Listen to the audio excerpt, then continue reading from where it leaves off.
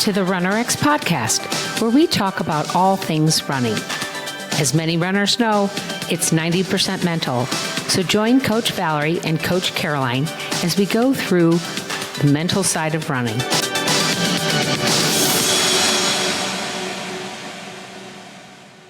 Welcome back to the Tough Love Tuesday podcast, which is our Tuesday edition of the RunnerX podcast. Today I want to talk about us doing what's easy, okay? I'm going to be honest, as a general rule, people don't like to do what's hard, okay?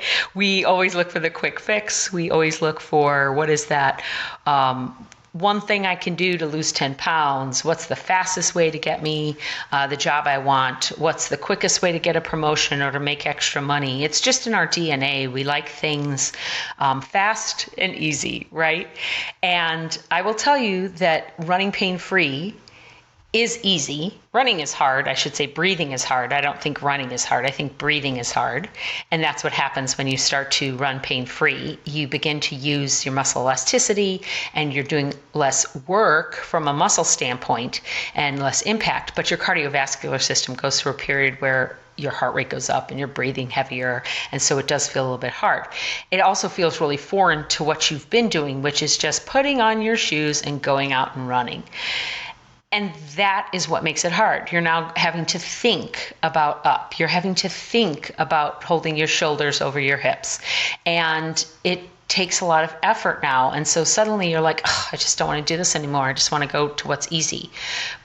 But I'm going to remind you that it's what's easy that got us to where we are. It's by just going out and not thinking about it and not learning how to run correctly, we're now in a place where we're getting injured. We're now in a place where running does feel hard, where running is painful. It's just like the idea of, I don't want to have to go to the store and, cook the meal and cut up the vegetables and do all that stuff. It's just faster for me to go to Chick-fil-A and get a meal, right?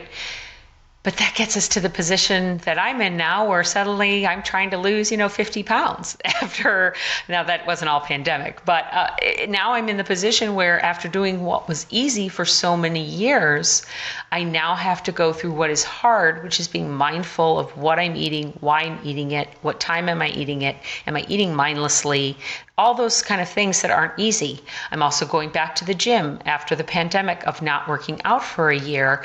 And suddenly what used to be not a hard workout for me is very difficult. And of course, the days after I'm in pain, not bad pain, you're in lactic acid pain, right? Your muscles are being challenged. So that's what I want to ask you to do is to relearn a standard of movement means not cutting corners and not looking for what is easy.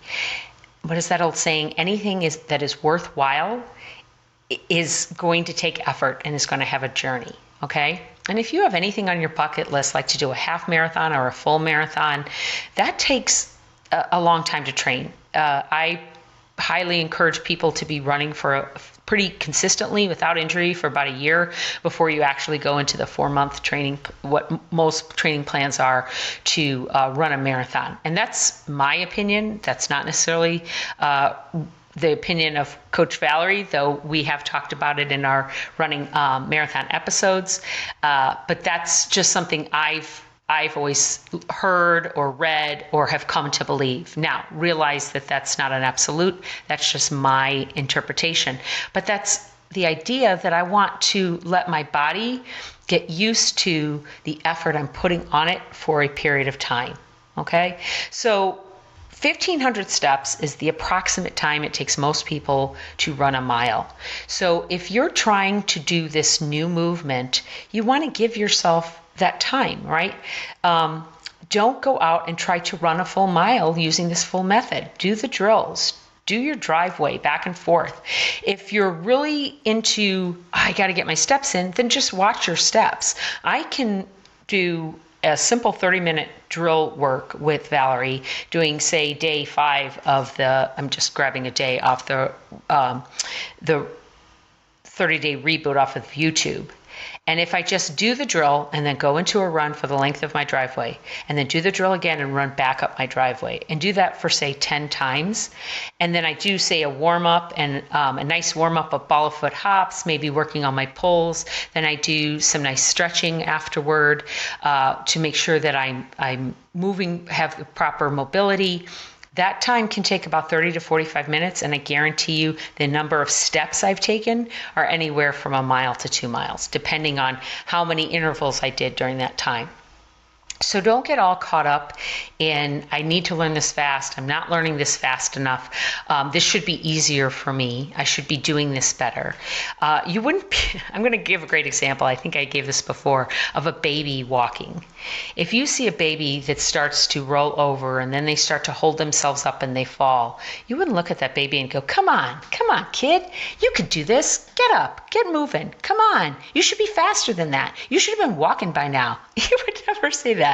You would allow the baby to learn and to fail and to fall, because you know that as the baby learns to get back up and with each iteration, they're learning that new movement, and they're going to learn to walk in their own time. So I'm going to ask you to not go for what's easy, not fall back into your old habits, to go through this journey of 30 days, or if you come into the membership, 12 weeks, or if you stay with us longer for an annual of like 12 months, or even there's some people that come in for a lifetime. Stay with us and do the work and go through that journey, because that's going to give you the lifetime of running pain-free. But you have to go through the relearning right now, and that's all part of the fun part. Imagine what you can do once you go through this short period. It may not be easy, but it will be worth it. Thank you for joining us on the RunRx podcast. If you'd like to know more, join us at www.runrx.fit. And if you have additional questions that you'd like answered on the podcast, email us at support@runrx.fit.